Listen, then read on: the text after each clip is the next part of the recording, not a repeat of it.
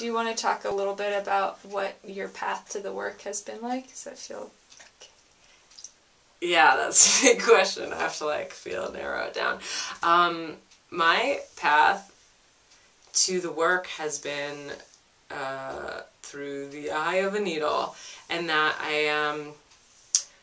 my undergrad was in counseling, and then I went to Pacifica Graduate Institute, which is a Jungian kind of like oriented school depth psychological program where I just got really into somatic therapies, the realm of the unconscious, dream work, a lot of the work of Marion Woodman. I loved Carl Jung, and so I worked in a incest survivor agency, so working with families with where there was pedophilia going on. I worked in rehabs, addiction centers, juvenile hall, and I'm trying to think if there's any, suicide lines, a lot of suicide lines. So I really learned on the job training. I was blessed to really have the experience over and over of people who are like, if I don't get this right now of why I'm here, I'm either going to kill myself, I'm going to kill someone else, or I'm going to go down with an addiction, like anytime. And so that kind of crisis work really helped me just see that what we're doing here, what are we doing here as people? We're trying to get that soul connection, or everything's pointless and very desperate, so at times. So that's why I really enjoyed working in those places, because I really admire and respect the pull to like really figure it out and be like, I'm not going to live a mediocre long life of kind of randomness, but I'm going to actually like figure this out, or I'm going to be violent and just like crazy about it. And I have a big respect for that. Yeah. And if you could talk about your arc to the work in like the poem of 5 sentences, you know what I mean? Like if you said it in like the feeling of like so for my own personal story, or just kind of like, I think for me part of what gives this work such credibility is knowing that you've done it, yeah. Well, in kind of like the Joseph Campbell, I would say the heroine's journey way, what it was like confused and disembodied young girl who was really good at playing a game for other people and really good at being what other people wanted her to be, getting really depressed and acting out a lot around that in desperation, trying to shift that. Going deep into the underworld and mucking around with a lot of crazy experiences and situations and stories, trying to figure it out, and then feeling like I really did. I really figured it out for myself. I mean, I can't say I figured it out for other people, but I really figured out for myself what I'm doing here, and I think I'm doing it. That's what I wanted to hear. The underworld. The underworld. And then Then the actual... the joy of reunion back above ground. Yeah, reunion. And that's what you're basically offering with this work, is like, you can be this guide on that same trip. Yeah. But it's totally particular, I think, and maybe that's the crux that sets it apart too. It's like... Yeah, there's many times in my dark night of the soul where I was like, why am I doing this? This is hellacious, will I ever make it out? And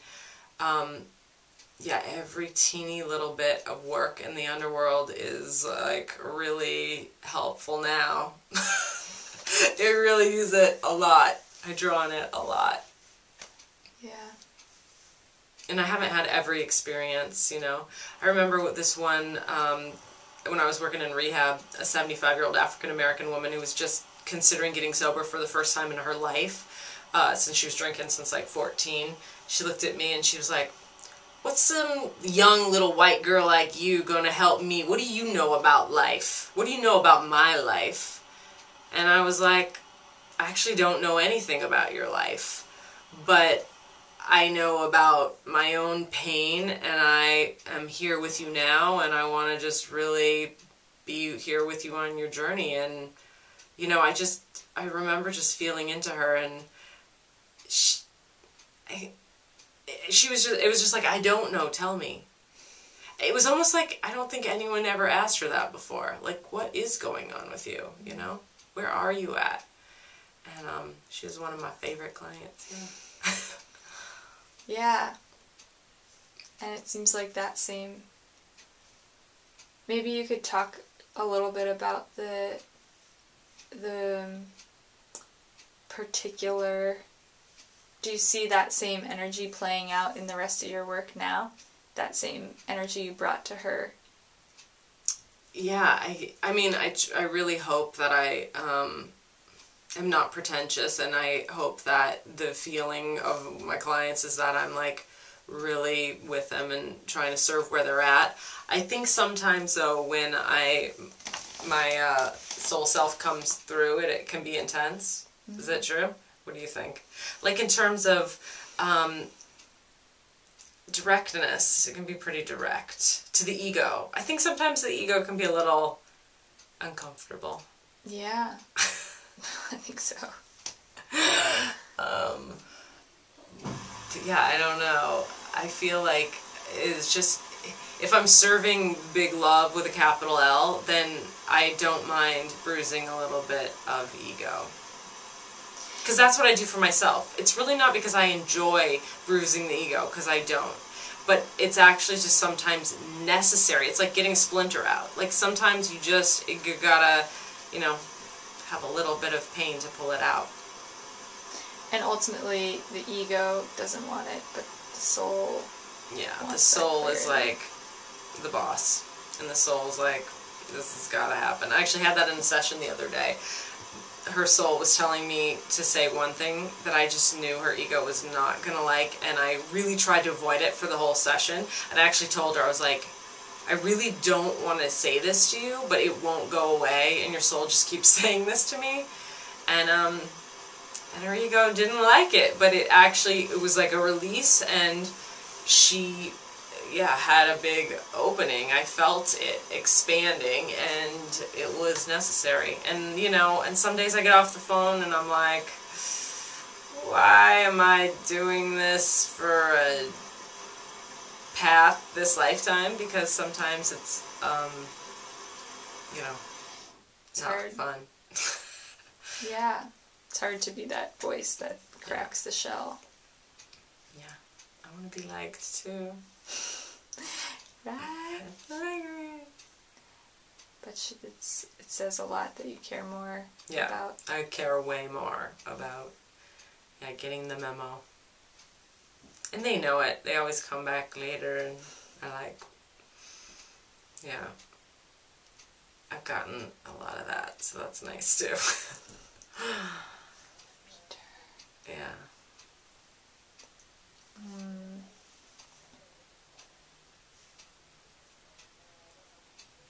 I think one thing that feels important to say is that which I just said earlier tonight, is that what orients all of this work is my own personal experience of having experience of when I left my body in a deep meditation and I witnessed my physical body, and I could see my face, and I could see me breathing in my clothes, and I realized that I am consciousness that will exist outside of this physical body.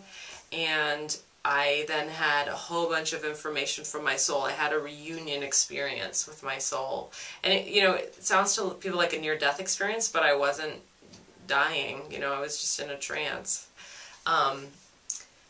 And something was dying, but it wasn't a physical dying.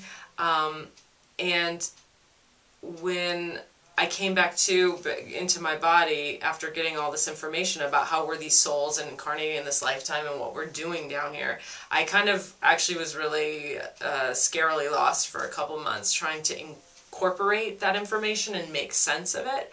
But that experience informs all of my sessions, because I know without a shadow of a doubt, I just know I'm going to exist after this physical lifetime, you're going to exist after this physical lifetime, you're going to go back into that soul energy, you're going to have a reunion with yourself in that way, you're going to visualize your life and your lifetime from that vantage point, which is very different than the ego vantage point, and everything's going to make sense, and you're going to understand what it was all about, and you're going to understand where you were spiritually successful and where fear dominated.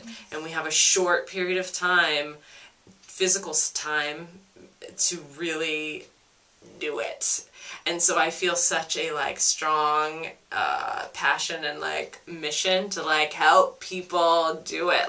Do it to your fullness while you're here, because another thing that the spirits tell me a lot in sessions when I'm bringing people who've crossed over through, especially, is that it's easier in body physically to get our wisdom and on our soul levels than it is out there.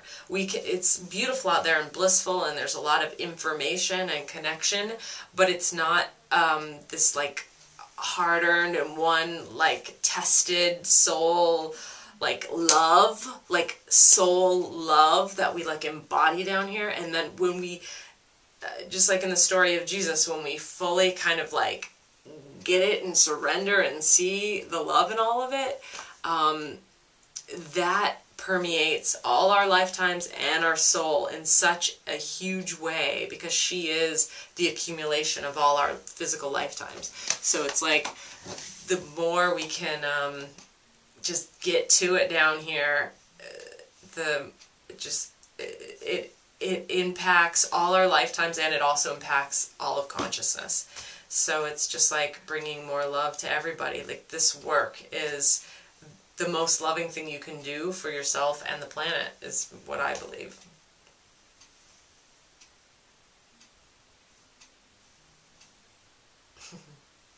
That was a long one. It's important. Yeah. Yeah. Wow, I feel so lucky to have heard that, actually. Really? I never got Did that. you not know that before? Not the whole thing. Really? Yeah. That's cool. Yeah, that hadn't really hit home before. Yeah. To me, there's nothing more important down here. I'm totally biased, but I think that's a lot. I don't know. Is there any, can you think of any more? Let's see if anything comes up for either of us. And it's fun, I think, that piece. I don't want to make it too serious. There's a piece of just, enjoy, having a good time down here. We're here now. Let's have a good time about it. And, lighten it up. It's heavy and it's light, And I think just for me, that was the most liberating and amazing part of beginning this work, was that she's talking to us through our joy. So that's why the news is good. It's okay. Good news. I actually said that once in I think a blog post. The bad news is that it's all good news. It's bad news to the ego. Initially. Yeah, and then it's really good news.